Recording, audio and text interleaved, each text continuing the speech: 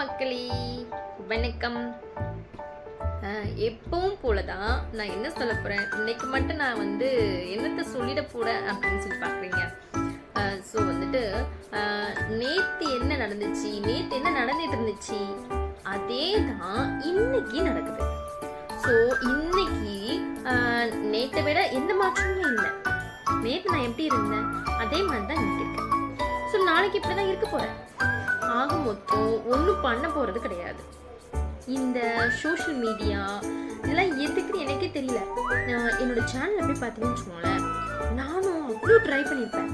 ஆனால் அந்த யூடியூப்காரங்க இதை பார்த்துட்டு என்ன பண்ணுவாங்கன்னு தெரியல. ஸோ கொஞ்சம் கூட இறக்கமே கிடையாது. சரி இவ்வளவு தான் முன்னேறட்டும் அப்படின்ற ஒரு நினைப்பு சுத்தமாக கிடையாது.